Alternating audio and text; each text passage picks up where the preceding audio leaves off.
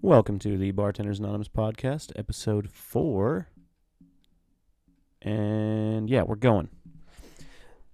All right, so I'm probably about a month in of not working. Maybe not that long. I should have a calendar. Let's look at my phone. It's an excellent way to start a podcast. Look at your phone. Dead space. Look at that. All right, maybe not quite a month, but at least 3 weeks. So let's say 3 weeks, I'm settling in to being completely unemployed, and it is very freeing, kind of scary at times, but only like 20% of the time. The rest of the time, I'm like, I just feel like it's summertime and like school got out, and because it is summertime, so you just feel like, oh yeah, I went to school for the year, and now obviously I've got my break, except the school year was the past like 16 years of working. But also, I was talking to my sister the other day, and I did get a break during COVID. So I know a lot of people had a really hard time during COVID, but I was like, this is dope. Like, no work for like 2.5 months. It was sick. Yes, I know a lot of people died and stuff. That was terrible. I'm not downplaying that. But from my personal experience, it was like summer vacation. And so, yeah, now this is kind of like my second summer vacation in probably like 16 years. And I'm enjoying it thoroughly. I'm gone for so many walks. The walks they're nice just to get me going, get my brain moving, and walk the dogs. So much time to walk the dogs whenever. And a lot of Call of Duty recently. In fact, I just played with my buddy last night with like the headsets and stuff for the first time in a long time. And literally first game, 30 seconds in, N-word. Like, Call of Duty has not changed. Like, somebody always ends up saying the N-word. But then on the flip side of that, there was like some Hispanic dudes that spoke Spanish the whole time. And then there was literally a black dude that was like, fucking Mexicans fucking speak English. it's like, it's quite ridiculous that it's like that's still going on in Call of Duty. That it's just like N-word, speak English, go back to your country. Like, that still is yeah. Normally when I play Call of Duty, I just I turn a podcast on and I just listen to a podcast and I just mute the game completely. And that's just how I like to play. And then I don't have to listen to any of that bullshit. So it was funny to play with my buddy with the headset and then actually listening to the people.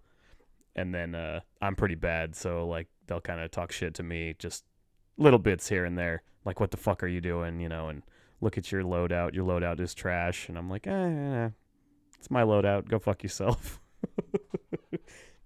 So yeah, that brings back memories. Online gaming. But yeah, long ways to go before I'm going pro with that. That's my kill death ratio is like, I don't know. I think I die like 3 times to 1 kill is probably my overall career.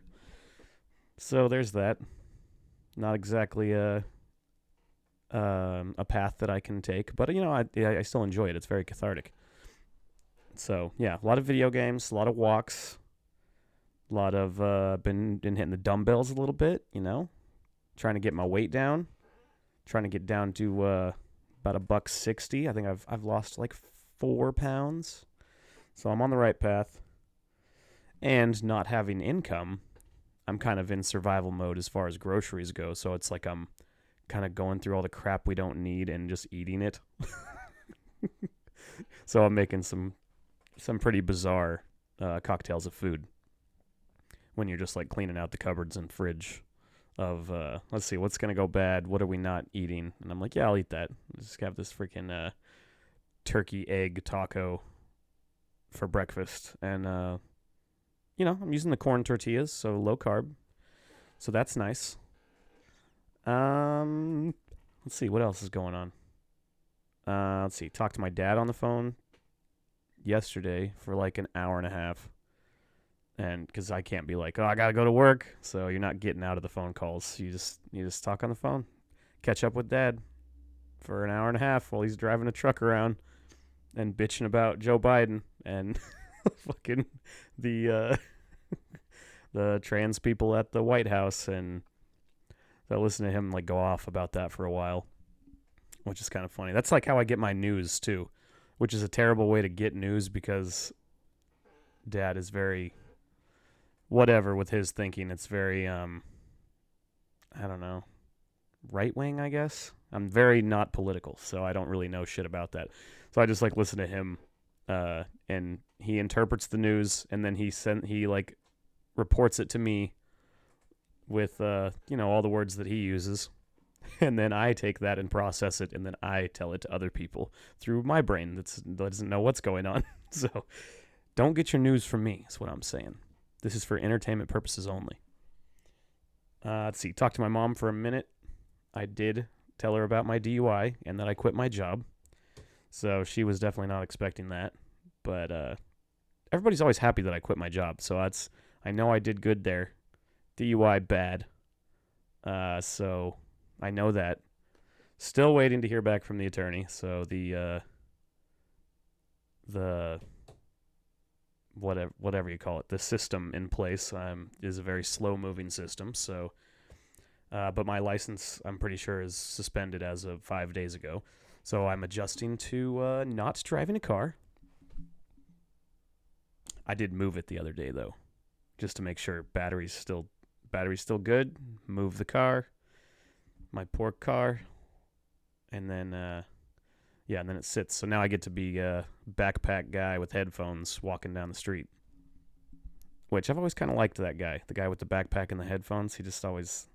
Well, there's two types of backpack and headphones, guys. There's one that's like freaking tank top, skinny, looks like he's on drugs. There's that one that it's like, well, you don't want to be that guy. And then there's the other guy that just looks like he's just like getting in shape and he's about to like go be a mercenary. And he's like kind of jacked, and he's got his backpack and his headphones on, and like a cutoff shirt. For some reason, big difference between that the little tank top and then just a cutoff shirt. It sends a very different message. So I want to strive to be more like that guy and be like, no, I'm just out here trying to get jacked. I'm not doing this because I'm like on parole. I'm doing this because I want to. So I'm gonna pretend to be that guy. For the next 3 months, I guess, until I can get the stupid blowy device in my car, and then I'll be blowy device guy. So a lot of transformation is going to be going on in the next 90 days, and then once I start doing my classes, then I'll feel like I'm going to school like 4 times a month, and then I'll decide if I want to get a part-time job or something. So things to be discovered, and in the meantime, I'm the unemployed bartender on the Bartenders Anonymous podcast, which is fine because now I have time to sit and think, and a lot of it is not spent thinking though. I've always kind of romanticized the idea of, oh no, now I can think and get my ideas out there, do some writing, and there's not a lot of that going on. It's listen to podcasts, go for a walk, play video games, eat food, drink coffee. Maybe like an hour of creativity where I might get on my laptop and do some typey, like do some ideas, just some stream of consciousness stuff, just to type and get my brain going. But for the most part, yeah, it's a lot of just killing time. But the fact that I'm down 4 pounds, I'm like, hey, we're doing something right. And then hop on the podcast here once a week. I'm trying to do it once a week, so when the girlfriend goes to work couple days and I can kind of get into a little groove, and then it's like, all right, time to go to work. Here I am. I'm working for no money. And I don't care. Listening back to the episode 3, I brought up that I was saying fucking a lot, which I was, but it was funny that I addressed how many fucks I said, and then throughout that podcast still said fuck like 30 times. So, something to work on. Talking about practice right now. Practice is good. So I will continue to work on that. Try and have less fucks going on. Even though I don't give a lot of fucks right now. I'm very floating around in the breeze, which is a very nice feeling. Because when you've had 2 months off in the past like 16 years, other than that, maybe I took 2 weeks off like twice. Other than that, it's like, 4-day weekend, yay. And then I've just been go, go, go, go, go. And luckily I have my house to show for it because I did not save much cash. Got enough cash to not care right now. And then 401k still looks good. It's sitting there, sitting pretty. So, to be decided on that. So I'm not really worried about money right now. And I'm going to actually just enjoy my life. Because, we could just die tomorrow. Get fucking... There's a fucking... Could get hit by a bus. Or just get sick and die. So, might as well not do it while you're at work. Because the way I was going, I was like, I'm going to get fired or I'm going to get so stressed out I'm just going to die here at work. It was like kind of the vibe I had. So now I'm like, you know what? I'm just going to do what I want to do. And so that's what I'm doing. I'm doing my stupid podcast, telling very specific people that I know will not judge me on the first several episodes. And I go, yeah, hop on. And I put some podcasts out there. Go easy on me. But, I've been talking about it for a while, so we're finally doing it. And I know this is not a job, but this is my project. So you can hear the Bartenders Anonymous podcast and know what's going on with this one dude on the planet amongst the billions. And everybody's got a podcast. Fuck it. I think everybody should have a podcast. And it's like, there's probably somebody, even if it's like 10 people, that you can be like, hey, I'm doing a podcast. And somebody will be like, I wonder what is going on with that guy or that lady. And it's like, you can get a free software. You could spend like, I don't know, $200 on equipment and have everything you need to do a podcast. And it's so much fun. And it's like, it doesn't feel like, obviously it's not a job. But it's like, it's something to get your creative juices flowing. So that's what we're doing. And then you listen to a podcast here and there. And I actually was quite inspired because my sister showed me a podcast called Dynamic Banter. And it's very funny. And it's two dudes. And I'm very picky when it comes to podcasts. I know right away if I'm going to listen to it or not. Just like I listen to them say, like fucking, there's a fucking, I'm counting them, that's 2. They can say like 30 seconds of dialogue and I'm like, I don't like you. And that's just me. That's me personally. But it's funny because I listened to it with my sister and we're just like giggling and stuff. And I'm like, these guys are so funny. I love them. And they only had like 5,000 views on their like 300th episode. But they were having so much fun, just the 2 of them. And I was like, that's what it's all about. And then they read an ad. And I was like, what? They only have like 5,000 views and they're reading ads? Like, good for them. And also just gives me hope. Because you don't have to have 100,000 people. It's like you could just get a little cult following and still some stamps.com or whatever will be like, yeah, here's $200. Just give us a shout out, give us a little read or whatever. I don't know how it works, but I think that's hilarious and very inspiring. So I think everyone should just do a podcast and say screw it, and I'm gonna just put my voice out there and see if anybody gives a shit about what I'm saying. I think it's fun because there's not a lot of fun going on. I feel like in the work community. But then again, I've had like 3 jobs in my life, and I'm going to be 32. I was like a banquet server at a place. I worked at McDonald's for 6 years, and then the bartending job that I got, and I guess if you count, because I did bus and then bar back and then bartend with a little bit of waiting on tables or whatever mixed in there. So if you count that, I guess like 5 jobs, but ultimately 3 jobs. So I don't really know what a lot of places are like to work at, but usually when you talk to somebody about their job, you just hear them bitch about all the bad stuff. And so that's just I think that's just human. That's just how humans are. They're just like, let me tell you about this thing I hate. And you're like, all right, cool. Let's listen to you do that for a while. And then I'll tell you some stuff that I dislike. And we'll sit here and have the most negative hour conversation. And that's how like 70% of conversations go. It seems, you know. And then every once in a while, you know, you got your specific friends or family members that you can sit there and just giggle about stupid shit with. And that's like what you're striving for. You want those giggle moments. Example. So, me and my sister get together. There's a lot of giggling at certain times, especially in like social, like when we're supposed to be socially norm. And I know everybody thinks, they go, "Oh, we're so different, we're so kooky," but we can't shut the fuck up literally when we're just in public together in a so okay, here's what happened. We go for a walk cuz she doesn't have a license and mine is suspended, so we go for a walk. We got to go get some food. And we end up going to like a Thai restaurant, and we're like, "Oh, this is nice. We'll go in here." And we figure immediately we cannot stay here and eat our food. We're not gonna make it. We gotta get our food and get the fuck out of here, because we just like sit down at the table, and it's just like beautiful ambiance and like elevator music.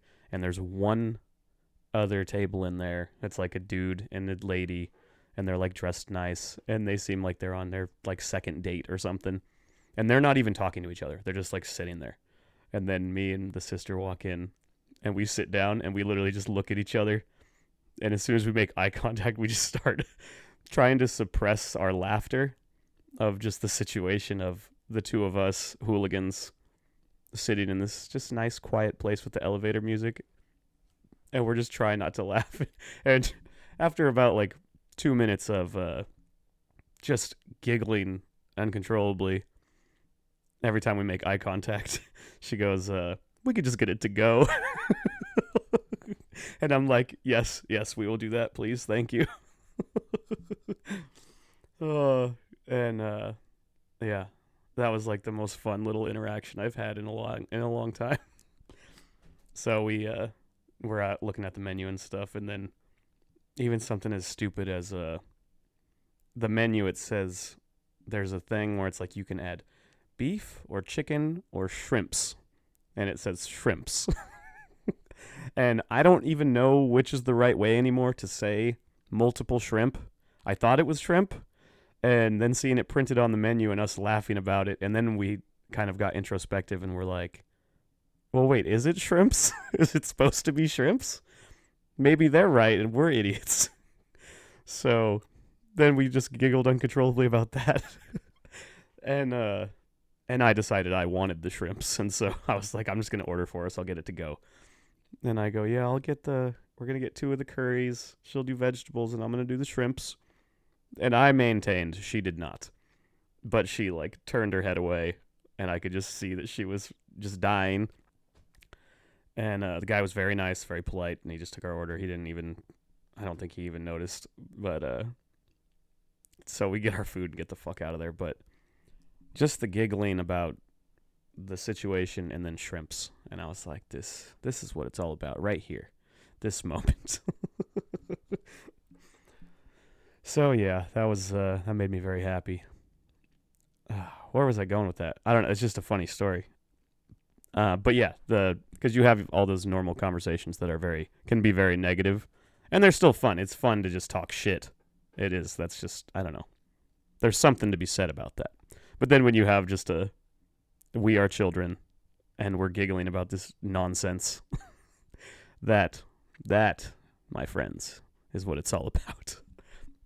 So, I would tell you, hey, go to lunch with that person that you think that you know that you guys just giggle about the stupidest shit, and just let the happiness unfold. It's there. It's out there. And it was not at my last job. But I'm also not going to get on here and That was actually kind of my original idea for this podcast, is I was going to get on here and basically bitch about work and the guests and the interactions and get conversations going about that. And then, I don't know. I just figured that would be the content. And I tried doing a couple episodes of that where I would basically force in topics like that about some asshole lady or some dude that's some arrogant prick or whatever, and it's not as much fun. Oh, speaking of which, my homie's calling me right now. I'm gonna pause this shit. Okay, we're back. Just got off the phone with the homie. You know who you are, man. I just told you about the podcast. No, we just talked for like freaking 50 minutes. I miss that guy. But when you're unemployed, you can take the phone calls and you can talk for like an hour on the phone. It's phenomenal. I don't remember what I was talking about. Doesn't really matter. We're at like 20 minutes here, so I'll probably just wrap it up. But, yes, in conclusion, have good conversations. Go have lunch with your friends and giggle about the shrimps and whatever funny shit that you guys giggle about, because it's good for the soul. Makes you happy. Yeah, the Unemployed Bartenders Anonymous podcast signing off. Have a lovely week, and we'll see you next time. I should get some fade out music. I don't really know how to do that yet, though, so we'll work on that. We'll work on outro music. All right, peace.